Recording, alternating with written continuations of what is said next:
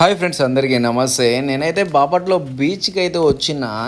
ఈ ఆటో మా నాన్నది. అయితే మా నాన్న చనిపోవడం జరిగింది కాబట్టి మా నాన్న ఆటో వేసుకొని నేను బీచ్కి అంటే చాలా దూరం ఆటోల మీద ట్రావెల్ చేస్తూ రావాల్సి వచ్చింది. ఎందుకంటే నేను కార్లో రావాలంటే రావచ్చు, కానీ నాకు ఆటోలో వస్తే మా నాన్న డ్రైవ్ చేసినట్టే, మా నాన్న నాతో ఉన్నట్టే అనిపిస్తుంది. కాబట్టి చూడండి, ఇది బాపట్ల బీచ్. నా ఆటో కూడా చూపిస్తున్నా. ఈ ఆటో మీద వచ్చిన చాలామంది అక్కడ చుట్టుపక్కల ఉన్న వాళ్ళు ఎక్కడి నుండి వచ్చిర్రు అంటే నేను సూర్యాపేట నుండి వచ్చిన అని చెప్తే చాలా షాకింగ్ అనుకుంటున్నారు చాలామంది. ఇది నిజమా అబద్ధం అని నేనే షాక్లో ఉన్నా. కాబట్టి ఇది చాలా వరకు అయితే ఇది నిజం. నేను సూర్యాపేట నుండి విజయవాడకి వెళ్ళి, విజయవాడ నుండి మళ్ళీ నేను బాపట్ల బీచ్కి వెళ్ళి, బీచ్ కాంచి మళ్ళీ సూర్యాపేట అయితే రావడం జరిగింది. కాబట్టి నేను ఈ ఆటోలో ట్రావెల్ చేస్తూ స్టెపిన్ టైర్ కూడా లేదు. ఎక్కడ రిపేరింగ్ అయినా కానీ ధైర్యం ఏంటంటే నాకు కొంచెం రిపేరింగ్ వచ్చు కాబట్టి నేను అన్ని పానాలు పెట్టుకొని నేను ఫ్యామిలీతోని, నాకంటూ ఎవరు లేరు, నాకంటూ ఉన్నది మా అమ్మ, మా చెల్లి, మా వైఫ్, మా పిల్లలు అంతే. కాబట్టి నేను వాళ్ళ కొరకు ఆటోలో వచ్చిన. నాకు కేవలం ఒక 2000 మాత్రమే ఖర్చులు అయినాయి ఈ ఆటోలో రావడం వల్ల. అదే కార్ అయితే నాకు దాదాపు 15-20 వేలు వచ్చు. అయితే నేను చూడండి, మొత్తం చూస్తున్న అందరు కార్లలో వచ్చారు. నేనైతే ఏకంగా ఒక్కటే ఆటో ఉంది అక్కడ ఆటోలు కూడా ఎక్కువ లేవు. అయితే నేను స్టార్టింగ్ ఇదైతే బాపట్ల బీచ్ స్టార్టింగ్, ఇది సమ్మర్ చాలా ఎంజాయ్గా ఉంటుందని నేనైతే రావడం జరిగింది ఈ బాపట్ల బీచ్కి. చూడండి, చాలామంది బస్సులలో కూడా వచ్చారు, కొంతమంది అయితే చాలామంది కార్లలో వచ్చిండ్రు. మా పెద్ద అల్లుడు, నా చిన్న కూతురు చాలా అంటే చాలా ఎంజాయ్గా ఉంటున్నారు. ఈ చిన్న వయసులో వాళ్ళకి ఏం తెలియదు. వాళ్ళకి ఏమన్నా ఉందా అంటే వాళ్ళ పీస్ఫుల్ మైండే ఉంటుంది. మనకి పీస్ఫుల్గా మైండ్ ఉండాలి అంటే కొంచెం మనం అప్పుడప్పుడు ఇట్లా టూర్లకు వస్తుంటేనే మనకు కొంచెం రిలీఫ్ అనిపిస్తుంది. లైఫ్ ఎంతో ఇది అయితే బాపట్ల బీచ్ స్టార్టింగ్. ఇక్కడికైతే ఎండిపోయిన చేపలు అన్నీ అమ్ముతుంటారు. కాబట్టి ఈ బాపట్ల బీచ్ స్టార్టింగ్ అనమాట. నాకైతే బీచ్ మాత్రం ఎదురుగా అవుపిస్తున్నది. చూడండి, మన బీచ్ స్టార్టింగ్లో మాత్రం ఈ చేపలు మాత్రం భలే పెట్టినారు. కాకపోతే కొన్ని బాగున్నాయి, ఆ రొయ్యలు ఒకటే బాగున్నాయి, మిగతా అయితే అంత బాగలేవు. అయితే మన దగ్గర మన తెలంగాణలో అయితే ఇది దొరకదు. అయితే మనకి వచ్చేసి స్టేట్ అవుపిస్తుంది కదా, అదే మన బీచ్. అయితే బీచ్లో చాలా అంటే చాలా ఎంజాయ్ చేయవచ్చు. అప్పుడప్పుడు మన సమ్మర్లో కాకుండా కానీ అప్పుడప్పుడు మనకి ఇలా బీచ్లలోకి వెళ్తుంటే మనం ఎన్ని బాధలు ఉన్నా అలా చిల్ అవుతుంటే చాలా ఎంజాయ్గా అనిపిస్తుంది. కాబట్టి మీరు కూడా అప్పుడప్పుడు ఇలా మాలక్క బీచ్కి రావాలని కోరుకున్నా. అంటే మేము ఎప్పుడు పోలేదు, కానీ చాలా రోజులు అవుతుంది ఇలా టూర్లకు వెళ్ళక. ఒకసారి మా అమ్మ వాళ్ళని తీసుకెళ్ళాలని గట్టిగా అనుకున్నా. మా అమ్మ అయితే చాలా అంటే చాలా హ్యాపీగా ఫీల్ అయింది. ఇక్కడికి వచ్చినాక చాలా బాధలు మర్చిపోయినట్టు అనిపించింది మా అమ్మకి. నేనైతే మా అమ్మ హ్యాపీనెస్సే కోరుకుంటా ఎప్పుడైనా. కాకపోతే ఏంటంటే కొంతమంది మనుషులు ఉంటారు, మన వాళ్ళైనా కానీ మనల్ని పరాయి వాళ్ళక్క చూస్తారు. అలాంటి వాళ్ళ గురించి మనం పట్టించుకోకూడదు. వాళ్ళు ఎప్పుడైనా వాళ్ళు రిలీజ్ అయ్యి మన దగ్గరికి వస్తారు. చూడండి, ఇక్కడగో మా చిన్న అల్లుడు, వానికి ఏం తెలియదు, చిన్న వయసు వాంది. వాడు చూడు ఎంత ఎంజాయ్గా మమ్మ అని నా దగ్గరికి వస్తున్నాడు. చూస్తున్నారు కదా, ఇలాంటి ప్లేసెస్కి వచ్చినప్పుడు చిన్నపిల్లల బ్రెయిన్ కూడా చాలా మెచ్యూరిటీగా మారుతుంటుంది. ఎందుకంటే పీస్ఫుల్ మైండ్ ఉంటుంది, చాలా హ్యాపీగా ఉంటారు. కాబట్టి ఇలా బయటికి వచ్చినప్పుడు కూడా చాలా హ్యాపీగా ఫీల్ అవుతుంటారు వాళ్ళు. నాకు చాలా రోజులకి చాలా రిలీఫ్ అనిపించింది. ఎన్ని రోజులు చాలా డిప్రెషన్లో ఉన్నా, నాకు చాలా రోజులకి చాలా బ్రెయిన్ చాలా ఎక్కడనో మర్చిపోయి ఎక్కడికో వెళ్ళిపోయినా అని ఒక 1-2 గంటలు అయినా కానీ నాకు చాలా రిలీఫ్ అనిపించింది. నేనైతే ఒక 1 డే మాత్రం ఇక్కడ ఉన్న తర్వాత మళ్ళీ తర్వాత రిటర్న్ సూర్యాపేటకు వచ్చేసిన. నా కూతురు అయితే చాలా అంటే చాలా ఎంజాయ్ చేస్తుంది. మా అమ్మ కూడా చాలా అంటే చాలా మంచిగా అనిపించింది. మా అమ్మ లైఫ్లో ఎప్పుడు చూడలేదు, ఇలాంటి ప్లేస్లు ఎప్పుడు చూడలేదు. కానీ నేను ఇక నుండి మా అమ్మకి ఇంకా చాలా ఉన్నన్ని రోజులు చాలా హ్యాపీగా చూసుకోవాలని నేను మనస్ఫూర్తిగా కోరుకుంటున్నా. అలాంటి సిచ్యువేషన్ రావాలనుకుంటున్నా. చూడండి, నేనైతే మంచిగా చిన్న పిల్లగాళ్ళక ఎంజాయ్ చేయాల్సి వచ్చింది. నాకు కూడా చాలా హ్యాపీనెస్ అనిపించింది.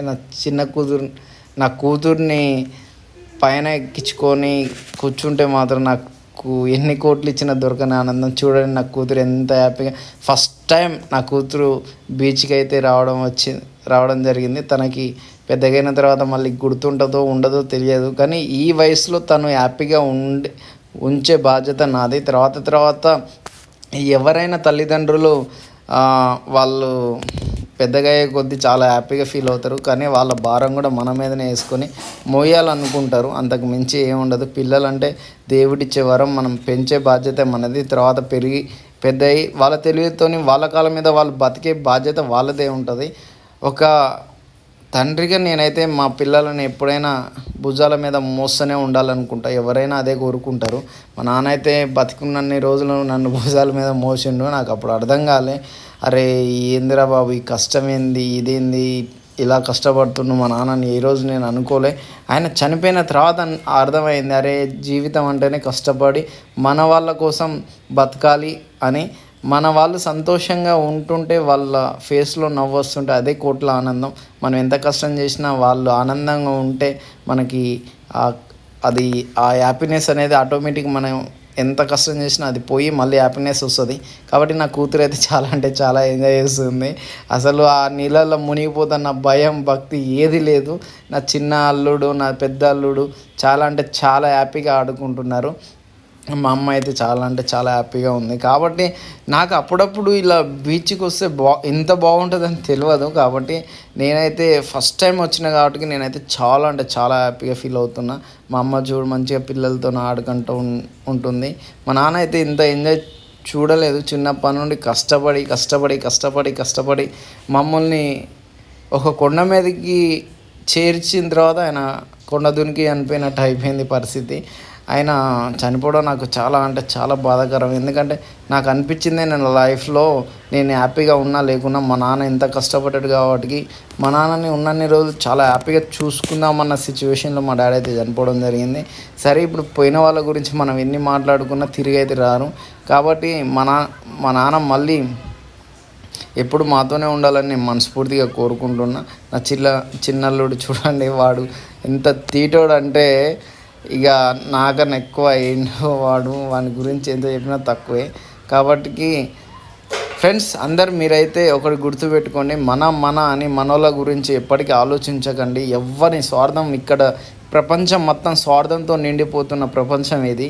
మన రక్త సంబంధికులు కొంతమంది సిచ్యువేషన్ ఏంటంటే ఒక కడుపులో పుట్టిన పిల్లలకు కూడా సమాన హక్కులు అనేది తల్లిదండ్రులు ఇవ్వట్లేరు. అంటే ఈ రోజులలో కల్తీన కొడుకులు ఉన్నారు. తల్లిదండ్రులు కూడా ఒక చిన్న కొడుకుకి ఎక్కువ, పెద్ద కొడుకుకి తక్కువ, పెద్ద కూతురికి తక్కువ, అట్లా అది పంచే విధానంలోనే ఫస్ట్ తల్లిదండ్రులే పిల్లలకి గొడవలు పెడుతున్నారు. ఎందుకంటే మీరు ఇచ్చే విధానంలో అసలు ఇవ్వకుండా వాళ్ళు బాధపడరు, కానీ పెద్దోనికి ఎక్కువ, చిన్నోనికి తక్కువ, కూతురికి ఎక్కువ, మనవరాలకి తక్కువ, అల్లునికి ఎక్కువ పెట్టి, చిన్న అల్లుడికి తక్కువ పెట్టి ఇలా పెట్టడం వల్ల వాళ్ళు గొడవలు పెట్టుకొని జీవితంలో వాళ్ళకి రక్త సంబంధం అంటే అసలు బంధం అంటే వాల్యూ లేకుండా పోతుంది. నాకు తెలిసి వీళ్ళ గురించి కాదు, నాకు తెలిసి ఒకడు వాడు సొంత కూతుర్ని కూడా కొడుకునేమో వానికి ఒక 20 ఎకరాలు ఉంటే ఆ కూతురికేమో 1 ఎకరం ఇచ్చి 19 ఎకరాలు వాని కొడుక్కి ఇచ్చిండు నాకు తెలిసిన ఒకడు. అయితే అది ఏమైందంటే రాంగ ఏమైందంటే వాడు ఏమనుకున్నంటే అరే నాకు కూతురుకు కూడా ఇస్తా, వాళ్ళు మంచిగా బతికితే ఇస్తా అన్నాడు. తర్వాత వాడు మంచాన్న పడిన తర్వాత వానికి నోటి మాట పడిపోయింది. అప్పుడు తర్వాత ఎంత కూతురికి ఇవ్వాలన్నా కానీ ఇవ్వలేకపోయాడు. అప్పుడు కొడుకు వాళ్ళమ్మ ఉండి ఏమన్నారంటే నువ్వు కూతురికి ఇచ్చింది ఇంతే కదా, ఇంకా ఇవ్వాల్సిన అవసరం లేదు, ఈ 19 ఎకరాలు మనకే అని తల్లి కొడుకు ఇద్దరు కలిసి తండ్రి మంచాన పడితే వాడిని చూసేది పోయి వానికి ఆ కొడుక్కి ఇచ్చిన 19 ఎకరాలు ఏమో ఆనికి ఎక్కువైనాయి, కూతురికి ఇచ్చిన 1 ఎకరం ఏమో ఈమెకు సరిపోవట్లే. ఇప్పుడు ఈ తండ్రి కూతురు కాడికి పోతే కూతురు ఎలా చూసుకుంటాడు? కూతురు ఏమో పేదరికం, కొడుకేమో డబ్బు ఎక్కువ, ఏముంది డబ్బు పడేస్తే ఎవరన్నా చూసుకుంటారు మా నాన్నని అని డబ్బు పొగరుతోనేమో కొడుకు. కాబట్టి మీరు ఒక కడుపులో పుట్టిన వాళ్ళని సమానంగా చూస్తేనే రేపనాడు మిమ్మల్ని సమానంగా చూస్తారు, లేకపోతే అనాథాశ్రమాలలోనో ఏదో ముసలోళ్ళు ఉన్న దాంట్లోనో పడేస్తారు. కాబట్టి తల్లిదండ్రులు ఒకటి గుర్తుపెట్టుకోండి, కడుపులో పుట్టిన ప్రతి ఒక్కరిని సమానంగా చూడాలి. లేకపోతే చాలా చాలా చాలా ప్రాబ్లమ్స్ వస్తాయి రేపన్నాడు. కాబట్టి కొడుగ్గా మిమ్మల్ని చూసే హక్కు ఎంత వాళ్ళకు ఉందో, తల్లిదండ్రులుగా మీరు కూడా వాళ్ళని ఎంత కసాయి వాళ్ళన్నా సమాన హక్కులు సమానంగా పంచి సమానంగా చూడమని చెప్తే వాళ్ళు సమానంగా చూసే అధికారం ఉంటుంది వాళ్ళకి. లేకుంటే మొత్తం మీ పేరు మీద పెట్టుకొని వాళ్ళు చనిపోయిన తర్వాత సమానంగా పంచుకోమంటే వాళ్ళే పంచుకుంటారు.